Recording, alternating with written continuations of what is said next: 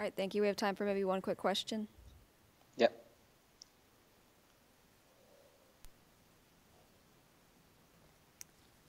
All right, well, if there are no questions, we'll move on to the last talk of our session, which is given by my co-chair, Timothy Stubbs, who will be talking about biostat observations of the lunar environment above Swirls, Tethered Microsat investigation of space weathering.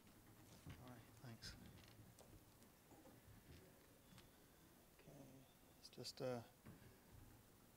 okay, here are my slides. Actually, my title is even slightly longer than that, so we're also investigating the water cycle at the moon as well.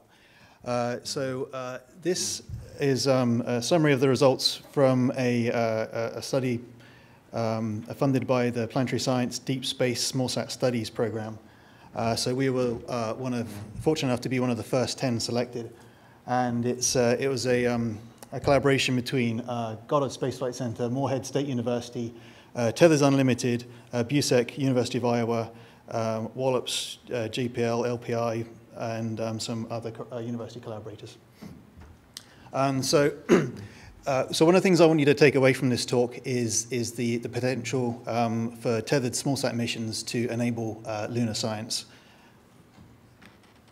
Okay, so for our particular study, our targets and rationale, the overarching science goal of BOLAS was to determine the role of the solar wind in space weathering and the creation of water products on the surface of the moon by investigating crustal magnetic fields and the swirl patterns that typically accompany them.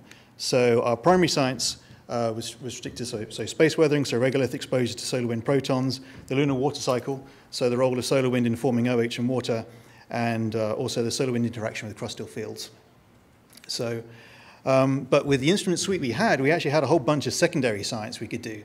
Not secondary, not in so much it is less important, but just as other stuff we could do beyond our primary objectives.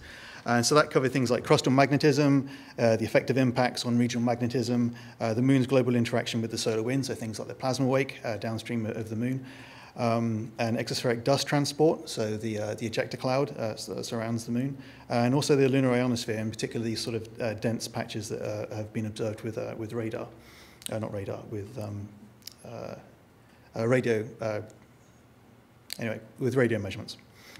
Okay, so all of these science objectives are kind of leveraging work that's been done by Survey and is definitely all, highly relevant to the transformative science that was talked about earlier in the week.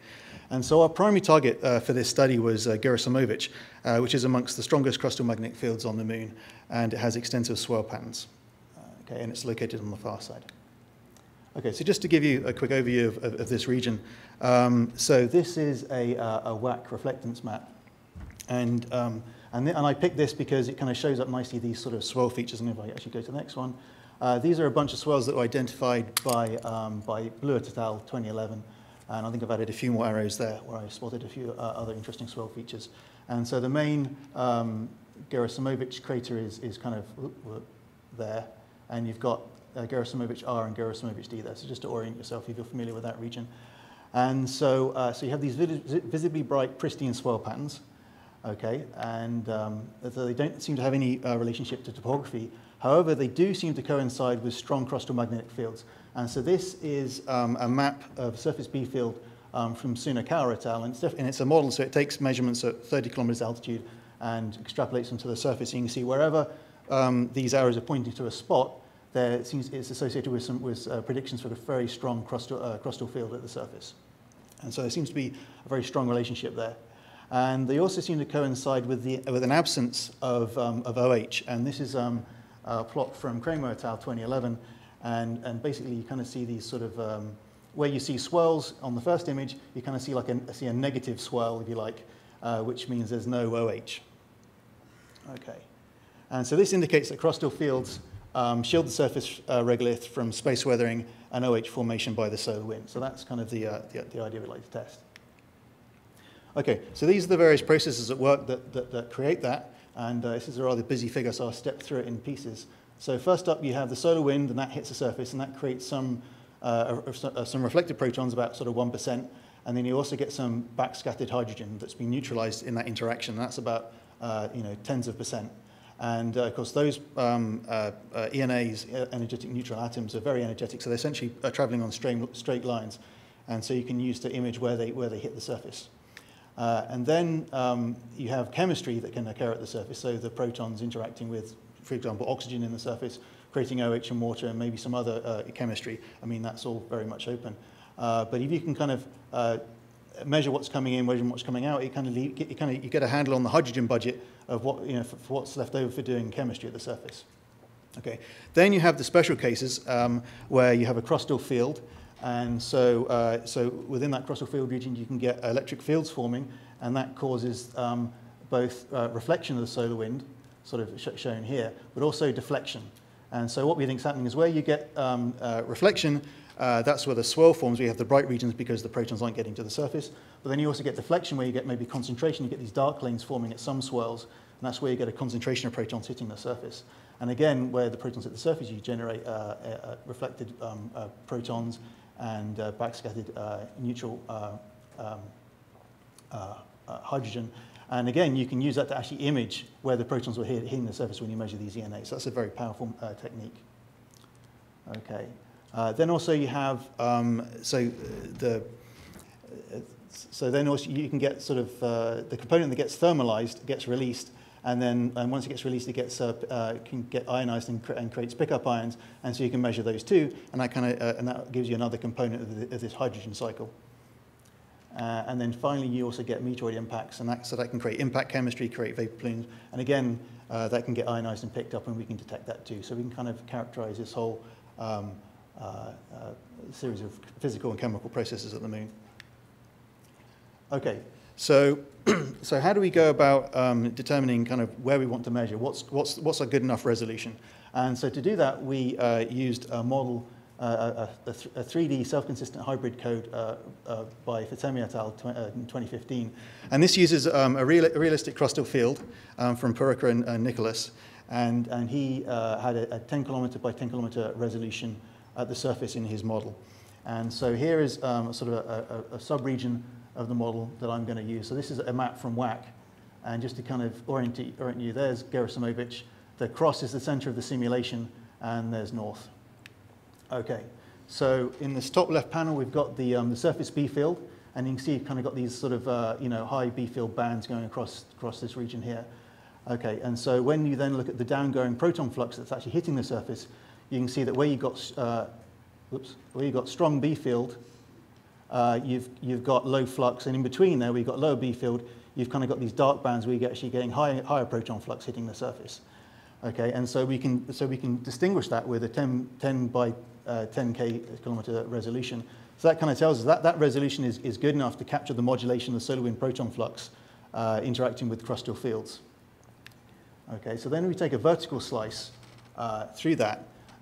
We can see here we've got so this sort of down here this vertical B field structure and the electric field that forms that does the deflection and reflection. And so in the analysis by Fatemi, he found that pretty much once you get below an altitude of 20 kilometers, that's kind of where you start really seeing all the processes that are responsible for the deceleration, deflecting, and reflecting the solar wind protons. So that's kind of really where you want to get your measurements, below 20 kilometers. And so this is kind of the response of the system. But ideally, you'd also like to have measurements of the driver. So what you want to have is vertically aligned dew point measurements that give you the sort of cause and effect in this system. Okay, so now switching to the interim payload. So our primary payload consists of an ion spectrometer. We use the one from the University of Iowa, and this would measure incident and reflected proton energies and fluxes. And shown over there is a prototype for the entry system, so pretty small. Next up is an energetic neutral atom imager, and we have one of these at Goddard. And this would measure the backscattered neutral hydrogen, and it can also measure ambient electrons. And again, we've got miniature versions of that have flown. Then also we'd want some mini magnetometers to measure the ambient V field, so to characterize the crustal field, but also to make sense of the ion data too. And then we have a plasma wave system, and this can do quite a bit. So primarily it's there to measure electron densities, but we can also infer E fields and dust impacts from that too. And then, of course, it's always nice to have a picture. So we've got some, as a secondary payload, we've got some miniaturized cameras, and this can be used for diagnosing the Tether deployment, but also just doing surface imaging for context. Okay. So one of the first things you want to do when designing a mission is to get a handle on your science orbit, right? Because if you can't get into your science orbit, there's no point doing much else. Okay, so when you go to the moon, so getting into a low altitude lunar orbit is very tricky because of mass cons. Basically, the moon's gravitationally lumpy, and so it means you need a lot of fuel to maintain any sort of circular orbit at the moon, and it's somewhat prohibitive. Okay, however, there are a family of these frozen orbits which are very stable. They happen to be elliptical, and you can reach very low altitudes, and actually LRO is in one of these right now, and I think in the past 2 or 3 years it's required practically no station keeping. And so that's kind of flight proven. So we discovered a frozen orbit with a 30-degree inclination, and so that's somewhat surprising. Most people think of frozen orbits as being polar, but you can actually get them near the equator too. And this has a mean altitude of 90 kilometers, and so the periapsis is fixed around 30 degrees south, and so this orbit covers all strong crustal fields above about 300 nanoteslas at the surface based on the Sunakawa model, and this gives us a variable periapsis with a minimum a true altitude. That means accounting for topography of 14.5 kilometers, and above Gerasimovich we get down to as low as 23.8. And such an orbit is stable for over a year, and so this gives you enough time to observe annual cycles, as well as occasional events, things like meteoroid streams and CMEs. And so 1 year gives you full local time coverage twice, so you get that twice in a year. And so this frozen orbit's great, but it's not low enough for our science goals above Gerasimovich, so we need to do something else too. And so one solution is to fly a tethered formation of 2 microsats. And so this allows the lower spacecraft to get to very low altitudes, while the center of gravity is in a stable orbit. So when you're flying this array, it's the center of gravity which is really the important thing in terms of orbital stability. And so when you have 2 spacecraft on a tether, they naturally want to fly in this sort of gravity gradient stabilized tether formation.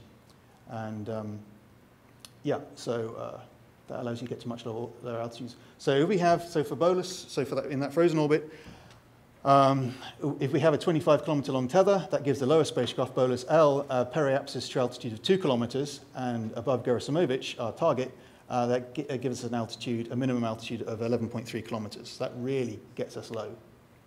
Okay, so this addresses the BOLAS science requirement for vertically aligned dual-point low altitude measurements below 20 kilometers at Gerasimovich.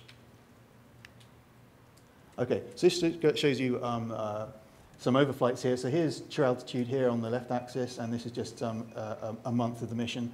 And you can see, so the blue dots are BOLAS H, the higher spacecraft. This is the center of mass, the green, and the red is the lower spacecraft. And you can see that, so there's 2 series of passes going through Gerasimovich, and you can see that, we get a lot of passes going well below 20 kilometers altitude.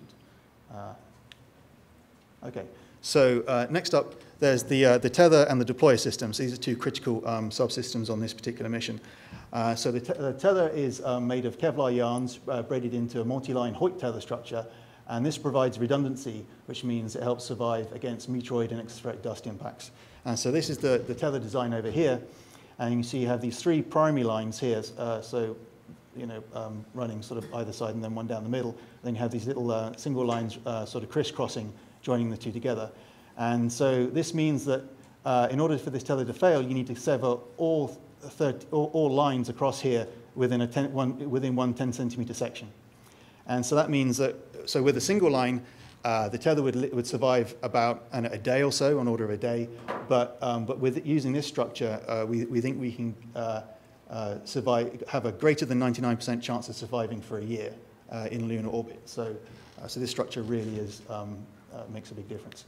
So this is our deployer, and so we have the tether wound around this spool, and it'd be fed out here, and we'd have some pinch rollers. So initially, you'd have some inertia, when you sort of separate, and you have sort of spring-loaded separation, and that would sort of separate the spacecraft for a bit. Then the gravity gradient would also help with the separation, but when friction gets too much, you actually have these pinch rollers at the top here, which can control the feed of the tether out of the spool. Okay, and similar things have been tested and flown in Earth orbit, and so there is a lot of heritage for this type of system. Okay, so quick run through the CONOPS. So we'd launch from Earth. We'd want to be on a propulsive ESPA. So then we'd go into GTO, and then we'd depart from there, which is this kind of green line here. Then we'd do this sort of funny loop around near Earth Sun L1, and then we get captured into lunar orbit. Then we'd probably get dropped off into up here, we get dropped off into high inclination orbit at high altitudes, so we then have to spiral down, and that would probably take possibly up to a year to get into our science orbit. So then once we get into our science orbit over here in orange, then we'd start doing the tether separation. That would probably take a day or two, depending how quickly we decided to deploy. And then once in orbit, we'd be in a regular prograde orbit, and then for about a quarter to a third of the orbit, we'd be able to communicate back to Earth.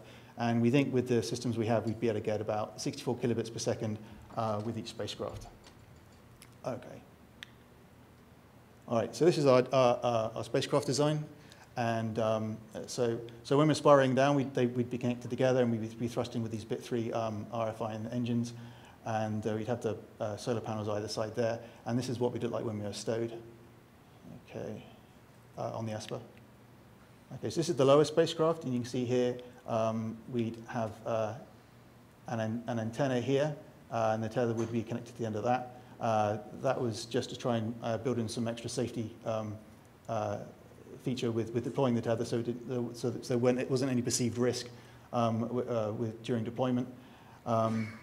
And so then down here for the lower spacecraft, you'd have the ENA imager here, you'd have the ion spectrometer here out on a boom, so it could actually see the sun and the surface the whole time.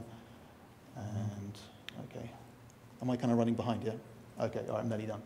Okay, and this is the upper spacecraft, and the main feature here is I want to point out is the tether deployer here. So we don't have any ENA imager on the upper spacecraft. So here we just have the deployer unit, and that feeds out the tether below. Okay, and this is an overview of our resources. But the main take home here is that we're well within the ESPA class mass and volume limits. We meet power and telemetry requirements, and the orbit tether instruments exceed our science requirements. So, yep, it can work. And there's some other a summary of some results too. So that's it. Thanks.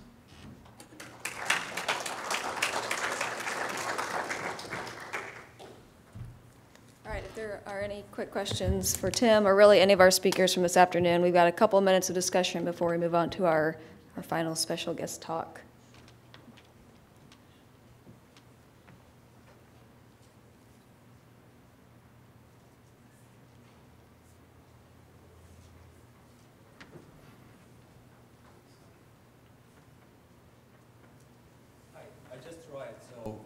You might have told this already, but how sure you are that tether deployment is not a technical hurdle?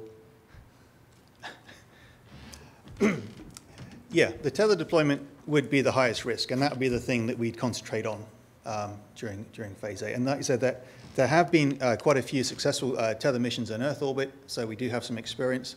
Ideally, you'd want to fly a tech demo of the exact system you wanted to fly at the moon first.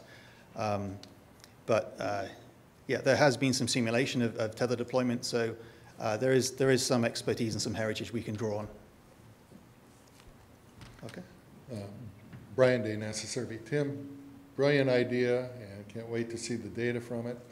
But one thing that seems to suffer in a lot of the really small, inexpensive mission concepts right now is the whole idea of a data management plan. And are you at a stage yet where you are thinking about a data management plan for this?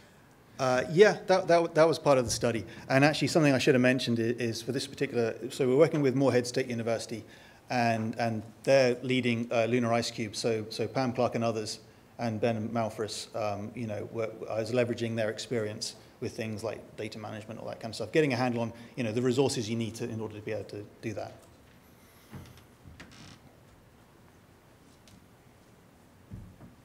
All right. Well, thanks, and I guess we're done with this session for the afternoon.